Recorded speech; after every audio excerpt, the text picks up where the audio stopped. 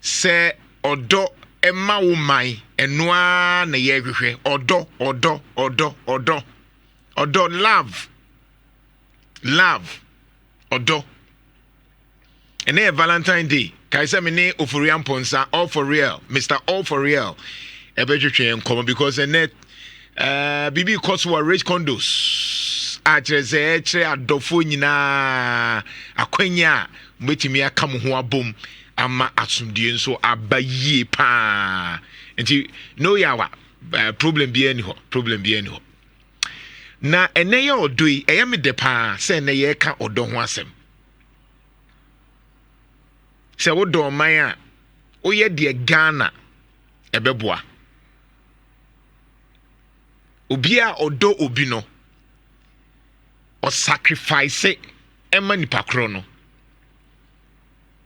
an internet say o kan John 3:16 a very popular e wo Bible say said there osoro nyan krompon do wiase nie ena oyi ne doba Yesu Kristo se omra no meje enko enti udo obi a o sacrifice obi a wo do no oye nneoma anka wankasa wo mpese obeye but wo ye because wo do nipa no osoro nyan kopon do onipa nti otwe onipa so kakra ne waka onipa ben ni biem se me manomo enti obi a odo obi no ena otai ka na asem se obi ndowa onka wa asem especially na ade na eka no se wo fa beboa wa ena oka wa asem ise dru ba bia no hwe udin na wo ye bibi no hwe udin na face abre no onka hwe a eya na ehu because we kasa na kwa we apa first na o kama asemo me maame na o kama asemo me papa na o kama asemo ese de obi a hwe udin na wo ye de wo pe nti ene ye Valentine's Day adofo nyina di odo na mebusa se odo Ghana ede na kire se odo Ghana ede na kire oso ye Ghana ni na wondo Ghana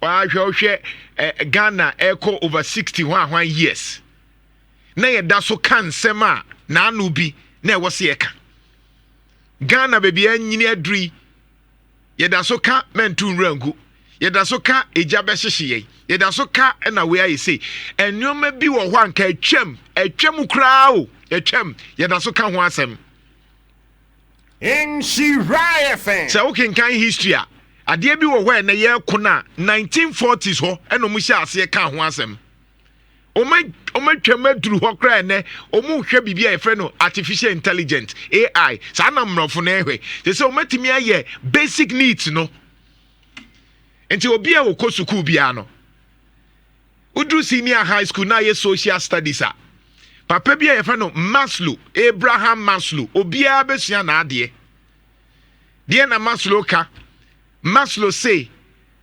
onipa bia anya bia no o sorry anopa bibia ye fa no physiological needs basic needs ensuo atade aduane abedi apomoden Tanyoma we nyina ye basic you need it to survive ayen hyehye obi asori anopai me sorry anopai mejare onso e bia afena bejare a obetwitwu be hia nsuo obenya ba bia da pratade abehye apomuden papa sanyoma we etimi boa ma onipa otenase ye fa no basic Nhyira FM Maslow papa no Abraham o say apart from sa aduane apomuden ba bia obeda atade obehye aye fa no basic needs no so onya wi a onipa bia so hia bibia fa no safety needs here dey bambo enti ofri efie eba adwuma mu no obia ntata no oye na adwuma obia nkobo ni tuo te se de crow from there no asino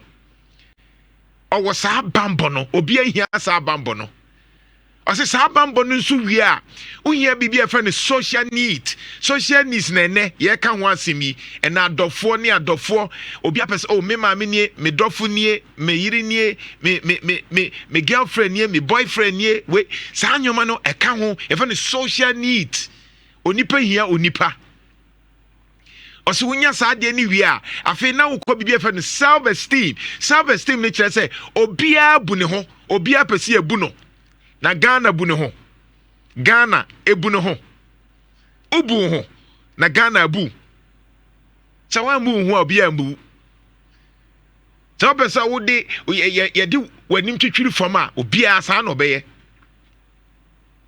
nti self esteem ubu ho a obi bebu uwo sika na wo ma kwan ɛma China for bɛsɛ wo nsuo ehwie sika ne left and right a ɛnra me konkran na me security issue ntimi mpɛsɛ meka bebree na nkrɔfoɔ bi gold a ɔmude ekuta wɔ mu a ɛhemfa no ɔmude ka ɛhemfa no ɔmude kɔ a yɛ ma tip off ɛna nkran ɔmuduru nkran a na yɛsu a wɔ mu ɛnra anopa a na yɛ konkran deɛ aka no me mpɛsɛ meka bi ba wohwɛ gold a nipa kwabrane ɛbɔ n'akyi a wɔde kɔ baabi ɔde kɔ a. And I'm asking myself, enti etimi atena ha ma India for ne China for etimi to gold no me de ko baby omu de ko no mind no bre umu ho no self esteem no identity no personality Ghana wo de away amanfra obi etimi bedim bi Jesus say yes say why amansan chense obi etimi bedidim bi Ghana yet to say amansan chense Ghana yet to say ashawoni obi etimi bedidim bi because I have full. Ghana there's no self-esteem, there's no identity. Odiani say also winyesika. That is all. And I'm cramming in a miss legon in a sifway. Osha, Omomu wo and Sasini Japadiano, China, Lebanese. Why Utu Kromo, Omune Timi to Japadia papa. And now Oko Ahojo Kwa Iswa. One now Mutiminya prime area and your Ghana new. China, Lebanese, India, Sankrofon, Dina Wutu Ukro, because who move why it is Sabi Ashawani, Sana Ghana, it will be a Soriano pa, ne at the Drenepe, no abem. There's no service team, and yedri, undo Ghana. We don't love Ghana. Yendo Ghana Nintino, Yabeton assassin ma, foreigner. Nani refi said that ye bedru yatia. Ebedru baby no na China for and they control ye by who because China need $. China need $. Enti so otwa ebedru baby obeto because baby a ne board dini nyina wo ni say sika no uni $200,000 uni bi enti o ma na be control ye because sabi te say me kan Ghana ye no ye hunti ya ye te say asha wofo Obia timi bem elfo Ghana elfo because mpanyifo na mana ye fofofo we don't love Ghana odoni yemu ene celebrate Valentine chocolate na wudi no Ghana ni bia ni ho ye chocolate okrom ha abrofo na ye chocolate na Ghana ni akwa rapo ho uwo koko wo krom ha uti koko farmer ni nya chocolate ni koko farmer no enya milo ennom koko farmer no entimi nto milo se wakwa akoto because ne bo den ba koko farmer na oyes ade ne ma ne nsa onye nso papa kra no because ya say ni nso no nso aka ho because ebeba nkran na obi she coach oye adwuma wo cocoa board na waso ani nyina de akoma abrofo no na o ma ten na be chocolate na o ma sa de aba na ye yato na boarding na yesu how many people need to be chocolate and the chocolate papa no beto 30 35 40 50 how many and na ni sika ye de man no betimi aka se ne or to chocolate edi ye manini ye nananom ne farmers no how many of them and enke Valentine ye si chocolate ye chiche chocolate free amomo na so hwe cocoa boss sikanko e fa ho left and right anka farmer no cocoa farmer no e what sen kasa anwoma ne wo so utimi enjoy but no the one for ni ti anka no obesesa on net air condition mu we don't love Ghana Nhyira. We are talking about Valentine's Day odo ye ndo Ghana. And it is a we obi a why wadwen so obeka Ghana asema na wo ho abatan Ohu ebeba tan ni nyina ne se enye una be Ghana yi. Saa asɛm ne mate anka me di nkrɔfo achi anka me nyɛ Nana Jantuah. Enye una be Ghana yi nti wodi dibi, miawano ne dibi. Enye una be Ghana yi nti sika ne ba no agye adio. Enye se be hia. Yen hyanka Awurade se me ehia me da. Me ehia me da. I don't need the politicians' money to survive. Ehia me da Nyankopɔn nti. Ehia me de me ntimi adi ne me mane kakra ne de. Ehia me da. Because me here this an MPP sika na etimi survive me. Enti saa se nyina ye adwen se ye mia no ne ye di sika ne bia. Ye ni sika che ye nyina ye di sika ne bia. Ye nyina ye mia ya no ne ye di sika yi bia. Enti wo pa che se ye mei me mesusa. Enti minni saa sika ne enne che de be ya me ma no omunya nsuo nom. Enti min kwaji galamse ni sika na min diwie a me ma no omenyini no omunya nsuo nom. Ye pa che se ye nsai wo minor because ene ya ne edi. Hey, yo. Nhyira FM.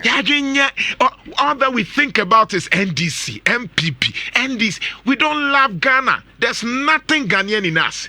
Ne we are near Sesu. And Donald Trump can say, "Oh, me isike." Na ye nyina Yesu. Ade ni Yesu. Nhyira FM. We don't love Ghana. And they Valentine's Day. Into wa busa ho.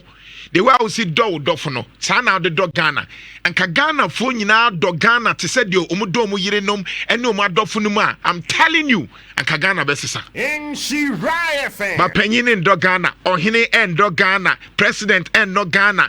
De odor ye odone party chain Ghana. Ena edru be a they say Ghana ye ashawa obi edidi mu left and right. Enti saa ne etima ne nyina ena mabunu ne adwuma ye no benyini no ababa ya deswa na afi armed robbery. Look at what is happening because Osoriano pa oni adwuma enti ye man tramo ye man 500 obeba kokun obi because onisika Nhyira FM. Uni dey see because ye woni nipa ba ko bi a wo sori a no take action o take action na obi anwu